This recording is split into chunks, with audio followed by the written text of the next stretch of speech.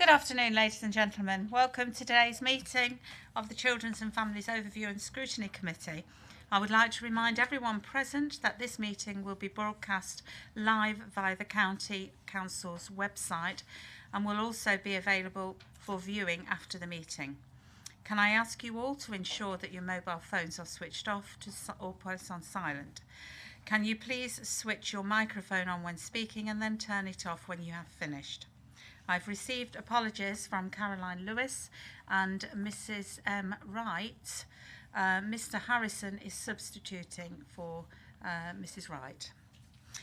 Right, minutes from the meeting, 22nd of January. Yes, I will. Can I do it after the minutes? Are there any questions coming from the minutes, please? Mr. Kaufman.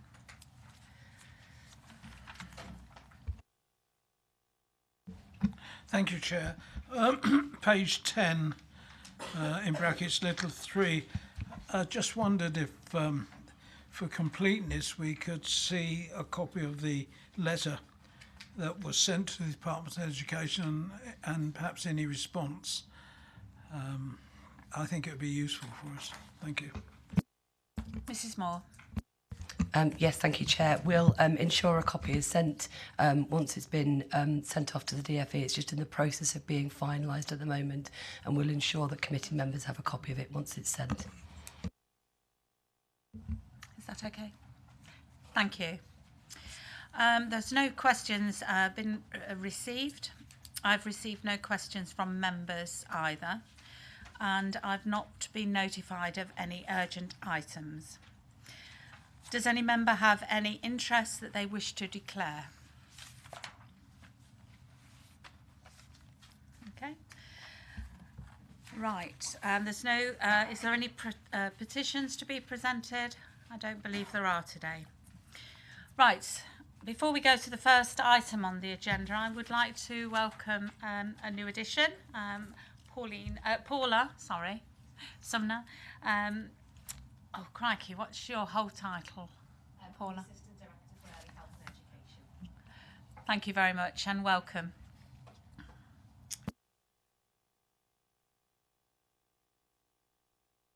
The first item today is evaluation of early help services. Jane Moore, Director of Children's and Families Services, and Ellie Lowe, welcome Ellie, Service Manager for Early Help, will present them. Thank you. Thank you, Chair. So the report sets out two areas that my colleague Ellie Lowe is going to go through. The first area is the findings of the early help evaluation, which relates to the work that we do with vulnerable families. So it's an assessment of all of the casework done with our families at an early help stage, but it also highlights for you the progress against the Troubled Families programme as well. So I'm going to hand over to Ellie Lowe, who's a service manager in the Early Help Service, who's going to go through the report. Thank you. Thanks. So as Jane has mentioned, the report covers both the evaluation of early help services at Leicestershire County Council in the Children and Families Department and an update on progress against the National Troubled Families programme. So Leicestershire continues to fare well in terms of claims to the Payment by Results programme and is still considered a high-performing authority nationally. Our positive outcomes have been claimed for 1,596 families, which is 58% of Leicestershire's overall target. On to the early help evaluation. This was commissioned in 2017 to help us develop our local evidence base for what works in early intervention when working with families whose needs are more complicated. So the project considered 787 families who'd received intensive family support following a comprehensive key worker assessment. All of these families will have received between 3 and 18 months of intensive family support. So the evaluation identified some key areas of success for our service delivery model based on an allocated family support worker, providing direct support to families alongside multi-agency coordination. The evaluation has confirmed for us that the Leicestershire approach to intensive family support is a strong model and provides evidence around the impressive claims that we've managed against the Troubled Families programme, which is obviously just a number rather than any detail. So some of the key findings that have been identified in the report: 72% of families have made positive progress in one or more of the 10 domains considered. In the report which you'll have received, that's on page 47, which tells you what the 10 domains are. There was a significant impact, the evaluation showed, on reducing the number of families requiring social care involvement, an overall reduction of 51% of families following early help involvement. There was also significant positive impact on a range of measures, including a 64% improvement in children's emotional mental health needs and 72% improvement in managing boundaries and behaviours. Significant progress has also been achieved in moving adults into employment, with over half of all families making progress in this area. And this is reflected in the National Payment by Results programme, which shows Leicestershire again as very high performing in this area. The evaluation that we did was based on cluster analysis of families.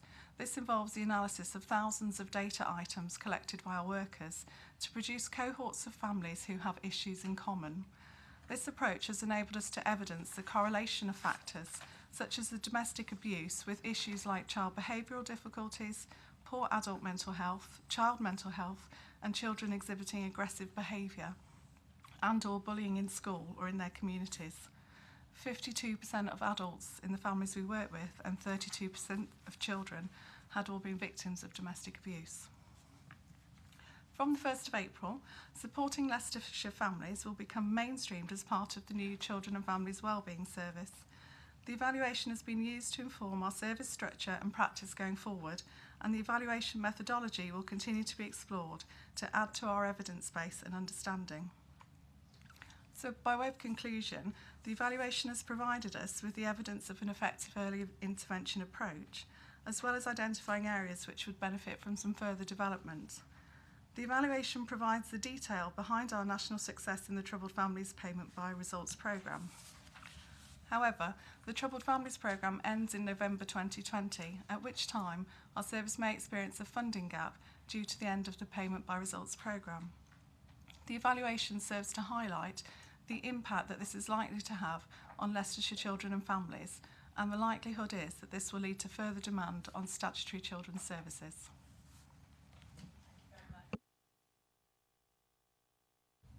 Mr. Sheehan. Yes, Chair, it's a very good practitioners level support, and the presentation there gave us some important statistics, but I wondered if we could have a sort of overview for the non-specialist, for the members of the public out there, to give us an idea where we're going with this, what we're trying to achieve, and what are the challenges that we face as we move forward. By what we're trying to achieve, I mean in the context of the service overall. How does this play an important part in it? So from the 1st of April, we'll have brought 4 services together, which is youth offending, the Supporting Leicestershire Family Service, children's centres, and our information support and assessment service. So we've used the evaluation really to inform us on where we work well with families and where we're achieving good results, but also the areas where we could do some better work, to be frank. So to give some examples, families often struggle to find help early enough, and so end up with the more complicated situations which take a longer time to resolve. So where we're heading from the evaluation and our new service is really to build on our earlier levels of intervention while maintaining that focus for families with most difficulties. So to give you some examples, we're looking at our guided self-help approaches that we can use with families. So this might include online resources, opportunities for families to attend informal drop-ins on particular themes. So that might be around establishing good sleep hygiene, about taking children out and about when they misbehave. Very early issues for families, but when families are getting those right, things tend to stay together a bit more for the family. So it's just using this evaluation really to understand more deeply the approaches that we need to take. I think domestic abuse is another good example where we may have a referral for a single incident of a domestic abuse. We now know much more through the evaluation about the likely impact this could have for children in the families. So we're working across the department with children's social care colleagues to look at what the training our workforce needs is to make sure we can have that early intervention and avoid some of those more extensive difficulties from happening. So it's a better service and it saves money in the medium to long term. That's great. And could you just, the last thing I asked was, what are the challenges that we face in terms of maintaining the service in the years ahead? Well, obviously it's of concern if the National Payment by Results funding isn't replaced, because that will have a significant impact and unfortunately would likely to lead to service cuts within early help, as we've been unable to maintain the level of workforce that we have currently. I believe Jane Moore may have some figures on the impact of that funding, if that's of interest. Jane, would you like to respond? Yeah, I think just I'll go on to some of the figures and impact of funding. I think some of the other challenges are around ensuring that we maintain an early help service. So the demands on all of our services across children's are increasing. We know that cases are getting far more complex. And one of the things we've done very well in Leicestershire is to retain a very strong early help approach. The new Families and Wellbeing Service will mean that we'll be able to deal with families in a much more holistic way. We won't be moving families between services, but equally it enables us to retain that early help approach and, as Ellie's described, look at how we can intervene even earlier in order to prevent problems arising. So I think some of the obstacles or potential barriers are around ensuring that we retain that focus when pressures are increasing or cases are becoming more complex. Does that answer your question? Thank you. Mr. Walsh.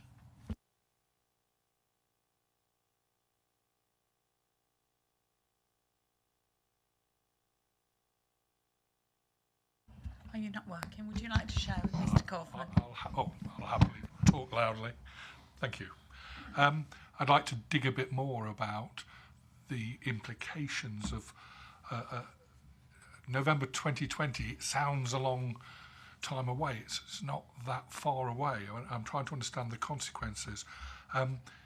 Reading the paper, it's quite clear that the new family wellbeing service, key element of it is early help and the preventative work that's undertaken. If we were to lose all funding from central government, what would the consequences be? So I'll take the question in a number of parts. You'll recall that we've, as part of the review and the bringing together services, we've taken out 1.5 million from our early help services. And we've achieved those savings primarily through the closure of our children's centre buildings, so not having as many buildings, but also through the reorganisation of 4 services into one, which has primarily reduced the amount of managers. So we've been able to retain the same level of frontline staff despite taking out significant amounts of money. Again, you'll recall that the budget that supports the Supporting Leicestershire Families programme is a pooled budget. That budget is made up of money from Leicestershire County Council, from our 7 districts, CCG, the Office of the Police and Crime Commissioner, and the money that comes through the Troubled Families programme. For the last couple of years, we've only had contributions from the Police and Crime Commissioner and districts, and as of the 1st of April this year, the only partner contribution we have is from the Police and Crime Commissioner and the LCC funding continuing and the Troubled Families monies. So as we've pointed out, the programme is due to end in March 2020. And we've worked out that the money that we still have through the pooled budget will take us to November 2020. So what this means is that if there is no future funding from the government through the Troubled Families programme, we'll be looking at a shortfall of 2.3 million in our early help services. This level of funding equates to about 29% of our frontline staff, which would mean that we would be taking our workforce from around about 197 down to 140. The impact of this would obviously be less families would be able to be supported, but equally our ability to deliver early intervention would be hampered as well. So in terms of the impact, it's primarily will this time be on frontline staff and our ability to deliver a wide range of early help support. And we know that the funding, as we have at the moment, will take us through to November 2020.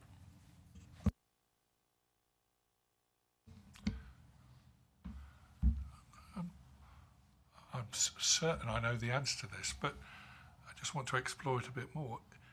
If we were to make those types of cuts to the family wellbeing service, isn't it likely that further down the line we will end up with significant costs as we have more complex problems and we have to deal with them in the future? So, in quick answer, yes, we set out in a paper to Cabinet around about this time last year some of the risks associated with significant cuts to early help services. So as is evidenced within the evaluation report, we know that intervening early has a significant impact on families. We also know that there's evidence to show that as a result of early help intervention, the pressure on social care is reduced. So our concern would be that if we don't intervene early, then those families will reach crisis point and social care services will need to intervene. Hence why we have, as a local authority, continued to support the early help services. We've been able to retain the level of funding that we do have through the money that came in through council tax. So that commitment to early help has been well recognised, which has meant that we've been able to continue with the level of service that we are doing so now. Mrs. Page. Thank you, Chairman. I would like to start off with congratulating the partners and the officers to continue and to have such a good, well-working support service, because I think we have established over the years that this has really, really shown outcomes. And I remember in my previous life, somebody from a troubled family said that even the help with getting up early in the morning to learn and get a family routine to get to a job was for them really, really important, and it changed their lives. And as Jane probably also well knows, ever since this, when I was on the safety, I've always asked the PCC for extra funding, and I raised it every time.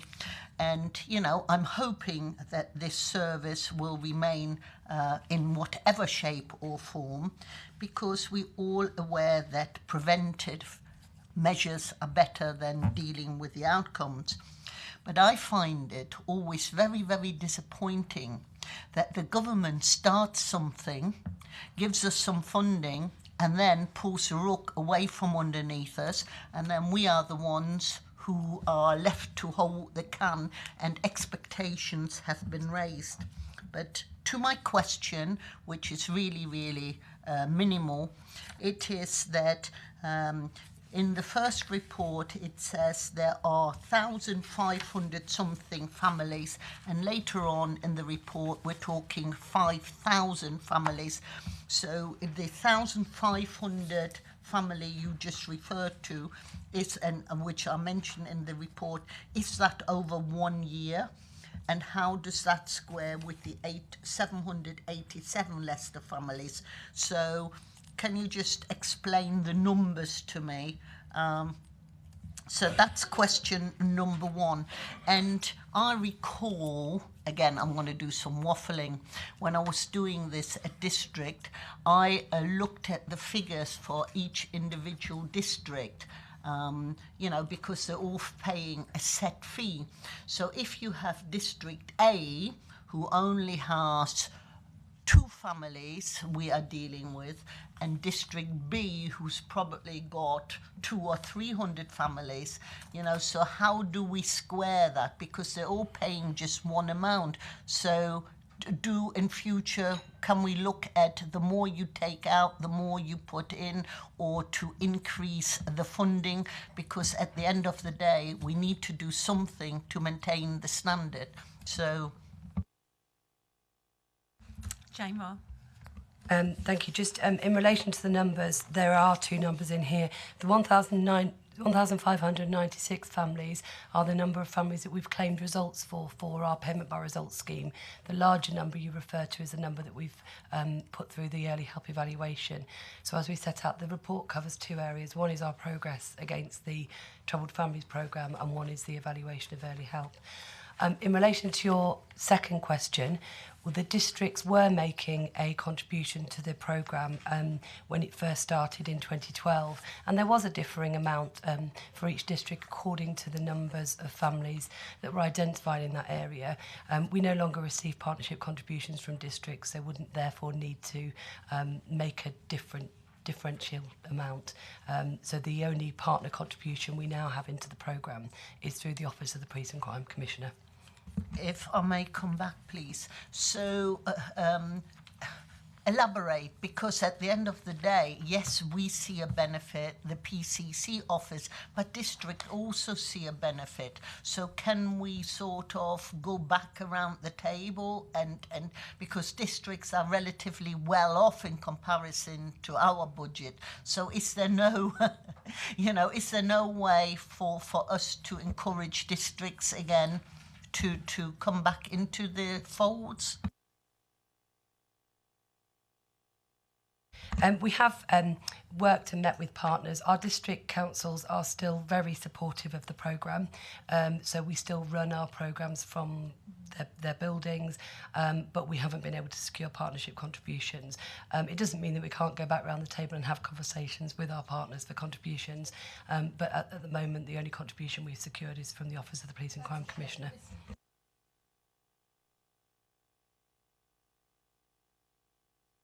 Mr. Sheehan.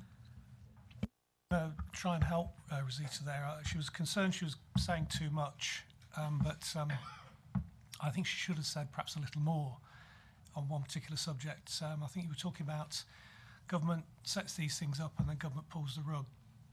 Well, of course, it was a Labour government that set children's centres up, and it's quite a different government that's pulling the rug. Regardless, let's not be political. It happened, and the point is that this is a real valuable service, and we know that we're underfunded. So the point simply is not what the political outcome is, it is what the people see in the street. And I'm not making a political statement. I just like to see, by whoever, districts or whatever, to have some more money invested in a service that I think the outcomes are valuable.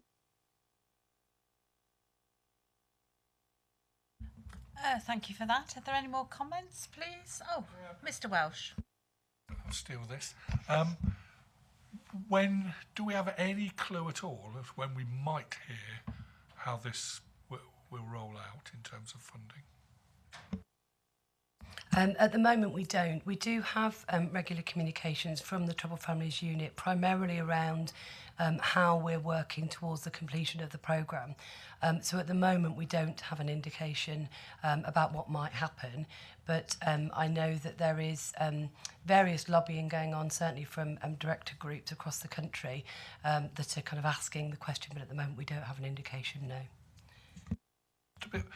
Something's ringing a bell that we had feedback, was it at an LGA conference or through a minister? Somebody praised the work we'd done.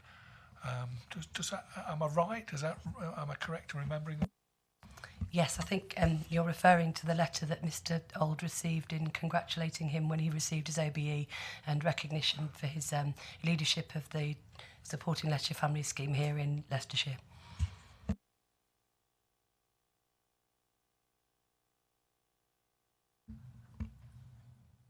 Right, thank you very much. I must admit, reading the report, there was a sort of all dark corners were looked into on the report. It was very comprehensive, and a lot of the figures sort of lost in translation in my head. But I think overall, as I say, it looked through everything. And I think if this report does inform the service delivery in the future, then it's done its purpose. So thank you very much. Mr. Oldham. Thank you, Chair. I think the report reflects the quality of the people who are engaged as our staff with families that have got acute problems. And if you look at page 47, the Family Star Plus, and you look at the areas that they're working in, there are some very challenging areas here. Positive experiences with home and money, keeping children safe, positive boundaries and behaviours, positive family routines. In a school, that would be challenging. In a home which has become dysfunctional, it's even more challenging. When you first make contact with a family, if you're rebuffed, often quite aggressively, both verbally and at times with physical threats, the fact that the staff have done what Dame Louise Casey asked them to do, which was to be persistent, not to be put off, to work through. I'll go back to one example in Colville, where the worker found that the back of a property was full of black plastic bags, and she spent a lot of time trying to get agreement to get those plastic bags moved. So she could have given up, said to her team leader, sorry, they won't engage with me. But she didn't do that. She gave up her Saturday morning, and she went across to the house, and she went into the back garden, and she started pulling out black bags of rubbish. And by the time that they'd finished, the entire family had also come out to help her. That was the introduction to a prolonged period of work with that family, because it's not like an electric light switch. You don't suddenly get illumination in the darkness. And I would just pay tribute to the quality of the staff that we've got who work in that particular service. Thank you for that. And I should imagine those sort of stories are repeated almost weekly on that. And it's building up the trust with these families and gaining their confidence. So thank you very much. Are there any more comments on this? So I'll close this and we'll go on to the next report, which is on the Leicestershire's new safeguarding arrangements. Jane Moore will present this item. Thank you. Thank you, Chair. So this report sets out the proposals for the new multi-agency safeguarding arrangements which are required by the Children and Social Work Act of 2017 and set out in Working Together 2018, and are there to replace the current Leicestershire and Rutland local safeguarding children's board structures. So the Working Together 2018 sets out the purpose of the new arrangements and the requirement to have these new arrangements in place by September 2019 and published by June 2019. The guidance not only sets out the legislative requirements linked with this, but also the framework for the 3 local safeguarding partners to make these arrangements.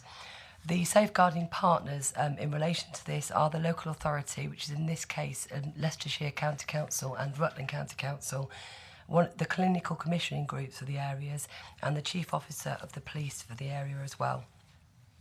And in fulfilling this role, the 3 safeguarding partners need to set out how they'll work together with any of the other relevant agencies in the area. So once these arrangements are agreed, as said, they need to be published by the end of June and be implemented by September 2019. And the purpose of these local arrangements is to support and enable local organisations and agencies to work together in a system where children are safeguarded, partner organisations and agencies collaborate, organisations and agencies challenge appropriately, there's early identification and analysis of safeguarding issues, learning's promoted and embedded, and information is shared effectively. So in relation to the Leicestershire and Rutland arrangements, the partners have been working together, or the 4 strategic partners have been working together to develop the proposals as we've set out for you in this paper. We know that it's imperative to develop really clear governance, but also to ensure that these arrangements link with other strategic partnerships that are happening to support children and families. In paragraph 15, we've set out the guiding principles of the new arrangements and those principles that underpin the new arrangements. And on page 70, paragraph 16, we've set out what the proposed structure will be in September 2019.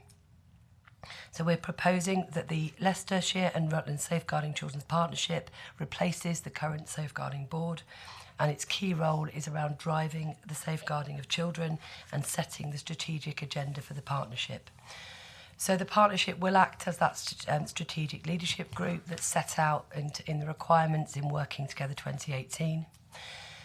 As set out in paragraphs 18, the lead member for children's services in local authorities has key political accountability for ensuring that the needs of all children and young people are met. As currently is this position, the lead members for Children's Services and Rutland will therefore attend the partnership as per the former arrangements in a participating observer role. Membership of the partnership will be at director level and made up of representatives from the 5 safeguarding partners and others, supported by nominated operational leads. And the partnership will meet quarterly. The chair will be the independent advisor. The Planning and Delivery Group, as proposed in the structure, will replace the current joint executive across LLR and will coordinate the business of the Partnership Board. Membership of that group will be at Assistant Director level, supported by heads of safeguarding across both local authorities. And where required, we'll set up task and finish groups to focus on key themes around the in-year priorities for the new arrangements. So in relation to safeguarding assurance, in addition to seeking that assurance from the named safeguarding partners, the partnership will also seek assurance of safeguarding arrangements and practice from a range of named relevant agencies, and we've listed some of those agencies in paragraph 24. We're currently undertaking further work to establish what that assurance will look like, ready for publication in June. So as already mentioned, and we've detailed in paragraph 26, we will need to ensure key links with other partnership bodies who are working to support vulnerable children. And again, we've listed those in paragraph 26. So in relation to independent scrutiny, Working Together 2018 does require that there is independent scrutiny, both of the arrangements and providing assurance of judging the effectiveness of those arrangements, as well as identifying and reviewing serious child safeguarding cases. So from September 2019, it's proposed that the new arrangements, the current independent chair model will be adapted to become an independent advisor, and this will form part of the independent scrutiny function. So between April and September this year, the current independent chair will engage with partners in order to define the elements of that independent scrutiny further for the new arrangements. So in relation to children and families overview and scrutiny, yourselves currently receive an annual business plan for the Safeguarding Board, as well as reports on a range of issues relating to safeguarding. So as part of the new arrangements, it's proposed that the committee will receive an annual report that sets out what's been done as a result of the arrangements and how effective these arrangements have been in practice. So the second part of the report is around the business the board office priorities for September 19, up to September 19. So as in other years, we've brought to this committee the Safeguarding Board priorities for the year. So we normally set out the annual business plan, which incorporates those priority areas. The current priorities for the 18-19 year are partnership transition, multiple risk factors, safeguarding children, child exploitation, and safeguarding children with disabilities. So the Safeguarding Board has identified that there is actually further work to do to continue focusing on these priorities beyond the end of March 2019. And as the new partnership will be in place from September 2019, the board will continue its work on the current priorities rather than developing a new business plan for the period April to September 2019. The priorities then for safeguarding children for September onwards will be identified as part of the developments around the new arrangements. Specific actions for the current board priorities between April to September have been listed in paragraph 33 and will be continued to be delivered under the current arrangements. So just to end, in terms of resource implications, as well as agreeing the governance and the future working arrangements, the safeguarding partners do need to agree the level of funding secured from each partner in order to support the safeguarding arrangements going forward. And it's set out that this should be both equitable and proportionate, and that any contributions from each relevant agency should support the local arrangements. So the budget to support the arrangements for 1920 has now been agreed. It's been updated since the report's written, and the 2021 budget onward will be agreed by partners as part of the development of the operational arrangements to support the new arrangements going forward. So just to end, as set out, the Department of Education does require us to publish these arrangements by the end of June, and we're on track to meet that deadline. Thank you. Excellent, thank you. Mr. Sheehan. Yes, I mean, I was going to ask when do we get our first report on how well it's working, but I presume from what you've said it'll be September 2020, or we'll get something earlier than that. And second question is, and it's straight from the crib sheet at the front of the agenda, what does success look like?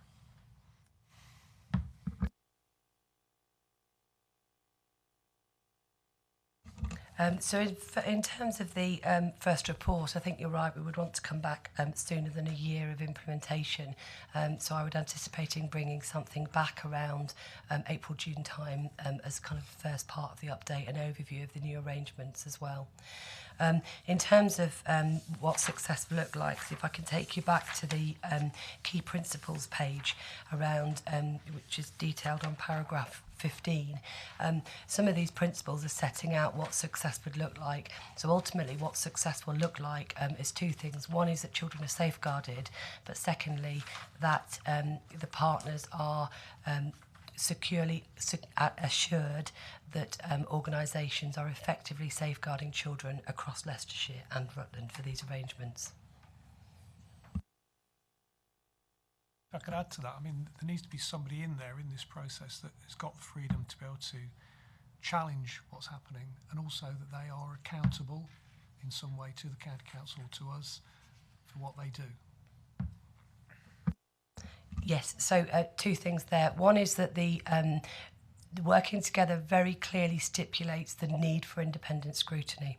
So it sets out very clearly that the accountable officers are those chief officers within the safeguarding organisations, and what it sets out very clearly are the responsibilities of those identified officers. But again, what working together does is say it sets out the requirement for an independent scrutiny so that there is that external challenge to the arrangements, and that's both in terms of challenging the arrangements and that they are effectively safeguarding, as well as the challenge around where we are undertaking reviews as child safeguarding matters.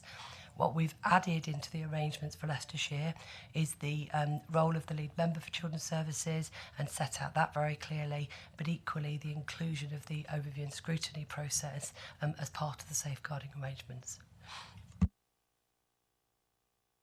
Mr. Walsh. Two quick questions. You talked in the presentation, Jane, about 5 partners. Can I just check we're talking about this county council, Rutland, 2 CCGs and the police? Yeah. I was just, why I asked that was I was a little bit nervous when I looked at the last of the principles at 15, when it talks of consistency and alignment across Leicester, Leicestershire and Rutland. I wondered why you felt that the arrangements in Leicester needed to be aligned in any way. Yes, so the governance that we're proposing is a Leicestershire and Rutland governance which mirrors what we've currently got. However, our partners, the police and health colleagues, work across LLR. So part of the commitment that we've made is that where we can have consistency, we will seek consistency across Leicester as well. And whilst the governance will be separate, there are some key areas that we already work on with our partners in the city, and will continue to work on with partners in the city. So the report sets out where possible, we will seek consistency across the city as well. Thank you. Mrs. Page. Thank you. Chairman, will you indulge me a plea, because something occurred to me just now, and it is going back to the previous report. please, because I did say, could we ask the districts for funding? So I kind of thought, could we break down the evidence of the families in each district, how they benefited, I'm going back to the previous report, from the early help programme, and probably approach them with a plea to consider reinstating some funding. I mean, we won't get if we don't ask. They can only say no. And if partner or members around the table support this plea, we could, if that is possible, get something to approach them. Could I ask you whether that is possible and whether members would support me? Because I feel really strongly about this. Mr. Old, I'm going to ask you here. My understanding, Chair, is exactly the same as yours. The Director has already stated that they had the opportunity and decided not to. And then I would imagine, therefore, that the initiative would now have to come from the 7 district and borough councils. Oh. Okay, Mike. Oh, go on then, Mr. Kaufman, and then I'll come back, please. If I could just interject there, probably it's as they have got twin hats on, need to take that back to our individual district councils, and get them to approach the county council with an answer to that, whether it be yay or nay. Mr. Kaufman. Yeah, Chair, following on Rosita's comments. Sorry, which are we on now? From Miss Page's Well, I'm sorry, it was getting the money. yeah, so we're still on. Sorry. Yeah. I tend to agree with you, but I wonder why they actually withdrew. Can somebody explain the history behind this, how it started, and give us a tip-off as to why they withdrew? Were they thinking it was not value for money? Were they not consulted in the way it was spent? I just wonder, because certainly my local authority are very fair on these things, working with the county council, and I just wondered why it started and ceased. Right, can we, first of all, it does say in there that the districts do contribute staff and time and the building, but we are on a different agenda, and I know that I did give leave to Mrs. Page, because I was given no choice. But we will take your comments on board and return to the agenda. That I've completely forgotten what we're talking about now. I haven't. And who was? So did Mrs. Yes, Page have something yes. on And that I one? am most grateful, but that early help, I'm so passionate about that. Okay, going back to report number 9 and page 69 on that, and you did say that there will be independent scrutiny. My question is very simple. It is, within the independent scrutiny, are the principals being scrutinised and monitored on their delivery as well? And my other question is, and you know I'm very keen on that, it is, we're talking in paragraph 26, provide information through the following partnership boards. Now, how is what is the community strategy in order to ensure that there is effective communication and to make sure that all of the computers talk to each other? Because remember, going back to previous, we did have problems with that. Who would like that, Doozy? Thank you. Thank you. So I'll take the first question. So the role of the independent scrutiny is primarily around providing assurance that the arrangements are effective, and that we are identifying and reviewing appropriately serious child case reviews or issues with child safeguarding. So as part of that, so it might not be that the independent scrutiny will look at the principles. It's more about looking at the effectiveness of the multi-agency arrangements in safeguarding assurance.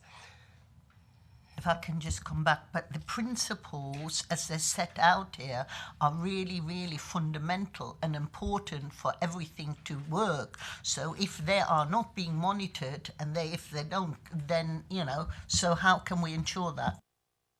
Yes, so the role of the statutory partners is to ensure that we undertake those principles. So the principles are what the new arrangements are based on. So we're committing to saying that the new arrangements will be underpinned by those principles.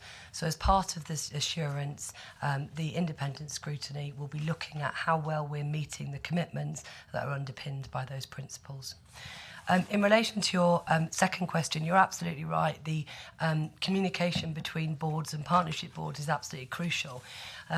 So the pointer towards that link up is more around how we are taking a strategic approach to our work to safeguard children, and all of the boards that we've listed have a significant role to play in safeguarding and best outcomes for children.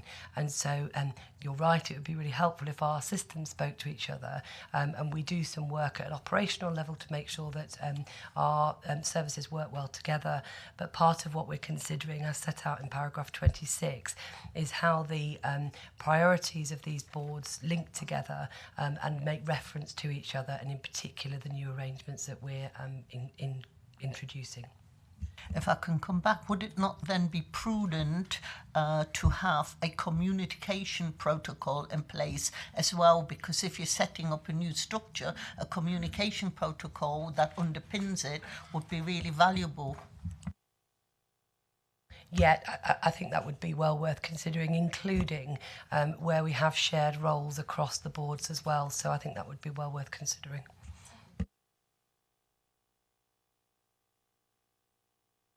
If there's no further questions on that, we'll move on to the final item of today, which is an update on complaints handling with children and family services.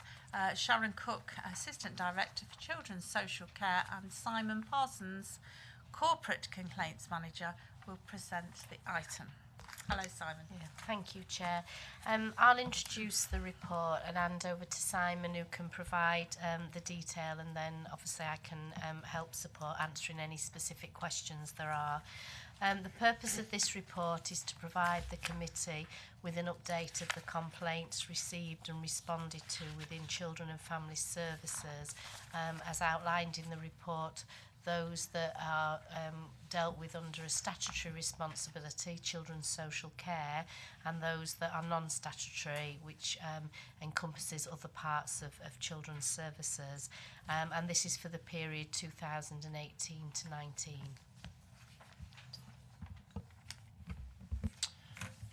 Thank you, Sharon. So I guess the first thing to note is that, as shown on page 78 in the report, that as we stand at the moment, we are on track for a reasonably significant rise in volumes, and that kind of mirrors the upturn that we saw in last year's reporting cycle. There is a gradual slowing down of the rate of increase on the social care side, but as I say, there is more coming through on the corporate side, and I'll explain a little bit more around what's behind some of those numbers shortly. One of the positives to note from the data this on the year to date is again a significant improvement in response times or timescales on complaints. That was something that was flagged in last year's annual report, particularly on the social care side, where we have a statutory responsibility of 20 working days for stage 1 complaints, and we've seen a 10% increase in our performance in that area, now meeting 87% on those timescales. In amongst those that aren't being done in those timescales, there's also ones where we're attempting resolution meetings with families that sometimes impact on that. So it was pleasing to see that improvements, and there's been a similar improvement on the corporate side. Other key indicators that are coming through in the year to date is that the escalation rates through the social care complaints process have also dropped. So on the statutory complaints side, there's a 3-stage process, and obviously the latter 2 stages are independent investigations, so incur costs to us, as well as obviously prolonging the customer experience. And it's pleasing to see that the escalation rates, which have been running fairly consistently around the 10 to 12% over the last few years, have dropped to 7% this year. So that's also very pleasing to see. What's behind some of that, and actually that goes for the improvements on timescales as well, is there's been a significant push within the department around personal contact early with complainants, and the signs that's really helping reduce escalations and also quickly put right issues that are more around confusion and lack of clarity. So that's really pleasing to see. On the corporate side of things, the biggest single driver in terms of the volume increase there is complaints around special educational needs and educational healthcare plans. So that's amounted to about 30% of the overall volume coming through there. These are often, by their very nature, very complex complaints, and often involve discussions and meeting with parents to resolve that. They're often heavily linked to disputes around potential placements that are being named, which of course has links into tribunals and other factors. So they're often very complex. I'm unpicking, the correct area to resolve those complaints. It's worth mentioning that we're certainly by no means alone in seeing a rise in that area. Indeed, that's the area that the Ombudsman has highlighted in their last year's annual report as being their area of biggest growth, but also the area that they uphold most of. So the Ombudsman's upholding about 80% of all complaints they see in that arena. And it should be noted that certainly as things stand to date through this reporting year, and indeed the whole of last year, Leicestershire County Council had no adverse decisions from the Ombudsman in that area. It's also important to note the context that in that arena, that at any given time there are around 4,000 educational healthcare plans in place for Leicestershire, all of which have an annual review, so which is in theory a trigger point at which a complaint could come in. So in that context, those complaints are running around the 0.6% of all the families we're dealing with. So whilst there are some clear learning points, it's important to put the context of what we're dealing with there. If I was to highlight the area that definitely is room for improvement in that area, it's really around the communication and contact with families, and around particularly around availability and of special educational need officers. And often at the heart of the tipping point that takes those into complaints is frustration around things not moving quickly enough, or being able to contact relevant officers quickly enough. So that's an area that I know the department are doing some work on, and that would be the area specifically I'd highlight there. Looking more widely, in the year to date, the Ombudsman's made final decisions on 15 cases. And again, with relatively low levels of fault being found, so just 3 instances of fault, which are detailed within the report. And each occasion, the Ombudsman was satisfied with the actions taken by the authority. Again, those are relatively low levels of fault coming through, and that should be seen as a further positive.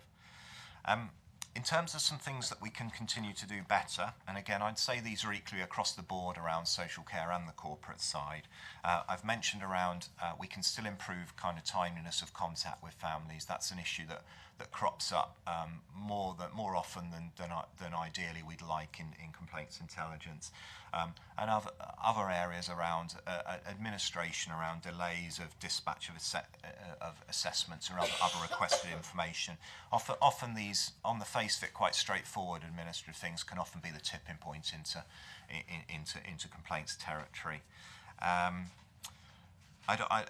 One thing I'd also want to highlight in terms of improvements, members may recall last year that in my annual reports there was a theme around quality and detail within single assessments coming through.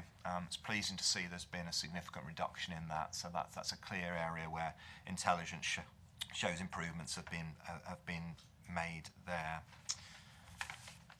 I think the final thing I'd probably want to mention from this report is just a reference again. We always try and report compliments that come through. Again, this report picks up some, but the numbers have dropped a bit, and I think it's important to say that's probably not fully reflective of all the work that goes on, but clearly highlights the need for a fresh push just to improve our discipline around formally collating those, because there is a lot of good work that's going on, some of which doesn't reach me, and it's important that's added to these reports to give balance around that. Welcome any comments on any of those. Thank you very much, Stephen, for that report. Mr. Sheehan.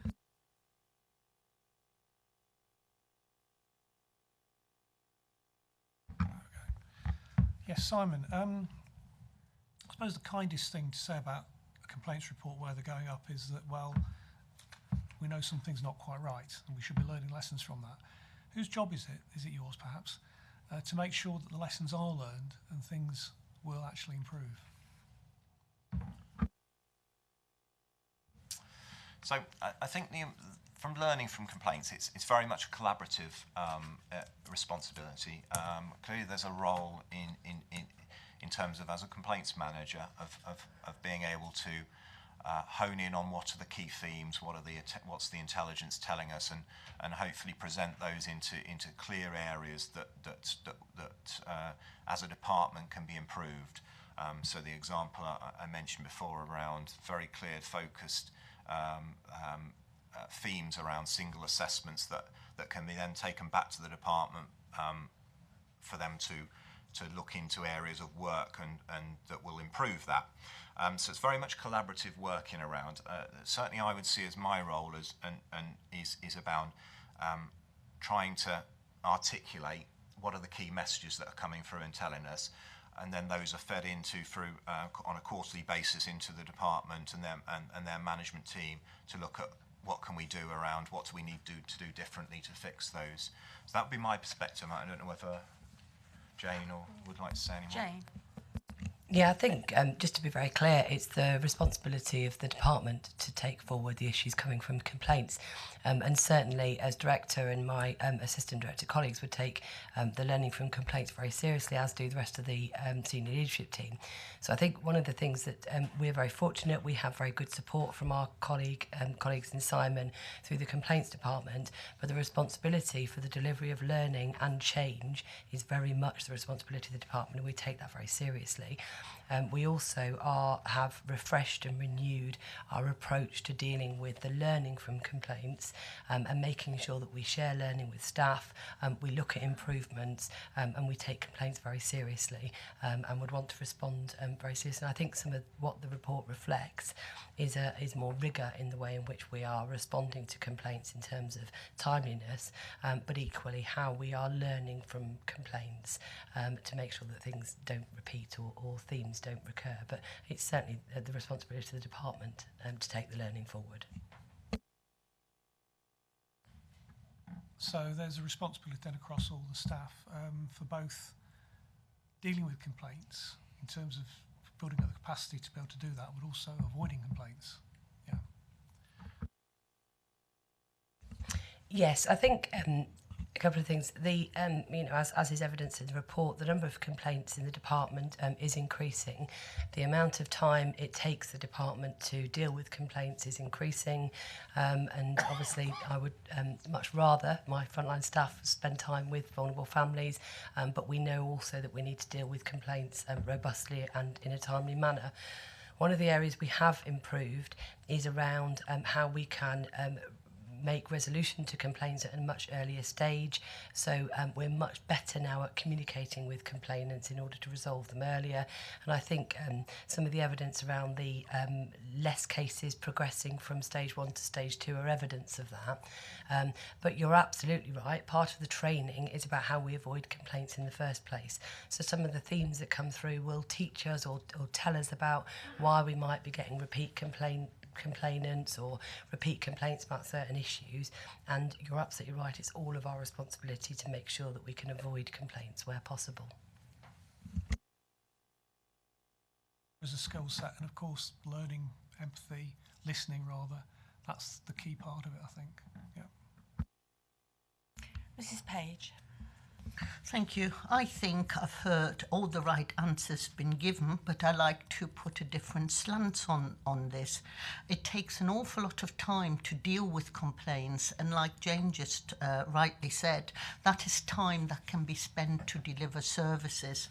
I'm not saying that we should neglect it. I think it is truly wonderful that we have a department and that we're learning from the complaints.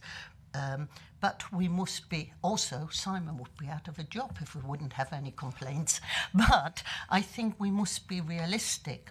When you're looking at across the services we deliver throughout Leicestershire and all the little facets, and then you look at the complaints which are coming in, I think we should actually pat ourselves on the back and say that that is quite good to have these low numbers of complaints. I think I would be far more concerned and worried if there was a zero added to these figures. So I think we are dealing with this really, really well. And I know I've said this before, I like to see far more compliments as well recorded, because that then gives the balance. Thank you.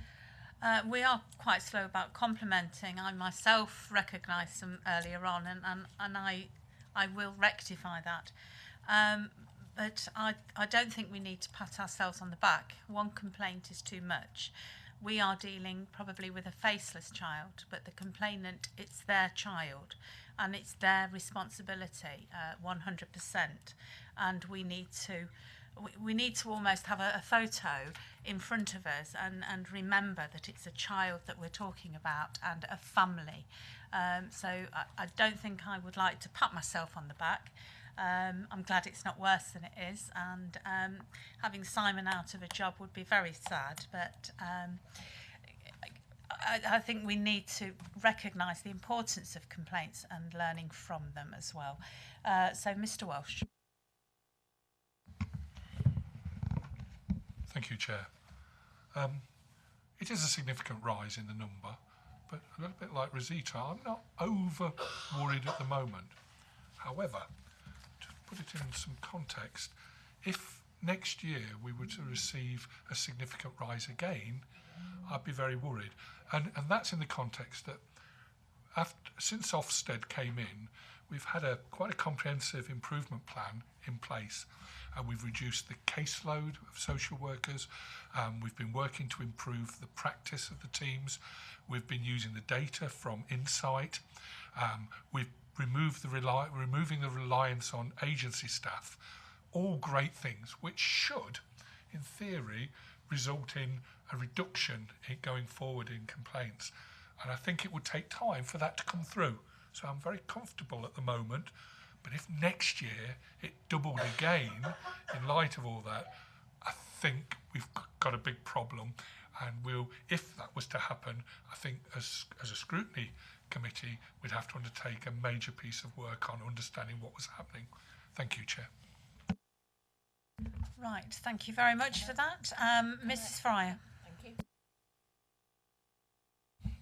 Thank you very much. I found all the reports today very interesting, and a lot of work's gone into them, and I do appreciate nobody likes complaints, but on the other hand, the only way you can improve services sometimes is to have a complaint. Otherwise you get very complacent. And having been in business some time ago for 20 years or more, I never took it as a personal slight if someone picked up the phone and had enough courage to say something had gone wrong. I think the main thing is that we learn. What I was going to ask, which is a more general question, the complaints have gone up significantly, but they're still quite low. It would be interesting to see how they compare, bearing in mind how much development is taking place across the county and the increase in the population. We also seem to have quite a lot of more, I look at my own village, that particularly since the turn of the century, which now is nearly 20 years ago, more than 1,000 houses have been built in my village. So one would expect pro rata changes, and particularly with new people moving into the area who may not be used to the way we run our services. I'm just intrigued whether this is ever taken into account, because I don't know how many across the whole county of the increase, and particularly this often affects the properties that are being built tend to be for younger families coming in with younger children that may be moving into the county from other areas and to get used to it. I think we have to get a balance somewhere. Mrs. Moore. I didn't recognise it then, Chair. Thank you. Yeah, I think that is worth taking into account. So we know that the number of children with an education healthcare plan has increased significantly over the last 5 years. It hasn't increased by 90% though. So I think so the population has increased, but it hasn't increased by the numbers that our complaints have increased by. I think I did want to just comment on the other two comments around the importance of complaints. So you're right, in terms of numbers across the department, we are working day in, day out with thousands and thousands of children.